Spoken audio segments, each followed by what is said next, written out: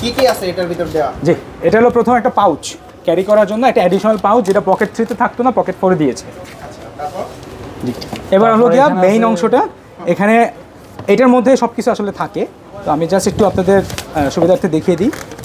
স্টিকারটা এখানে। জি, ওখানে ডিজিআর স্টিকারও দেওয়া আছে, যেগুলো ওরা ড্রোনের সাথেও দিয়ে থাকে। সো এই হলো মেইন। পকেট 3 তে এইটা দেওয়া থাকে? হ্যাঁ, পকেট 3 তে দেওয়া থাকতো, পকেট 4 এ এটাও দেয় ওরা, যাতে যখন আপনি শুধুমাত্র আপনার পকেট 4টা ক্যারি করবেন, তার যাতে ক্যারি করতে আপনার জন্য সুবিধা হয়। জি, তো আমরা প্রথমবারের মধ্যে খুলছি বাংলাদেশে। এই হলো সকল আইটেম।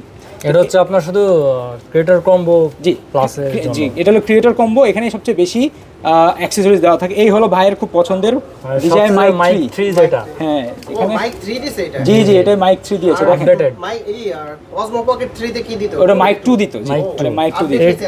একের এটার লেটেস্ট এটা আপডেট। নিজস্ব হচ্ছে ইয়ে আছে, এই যে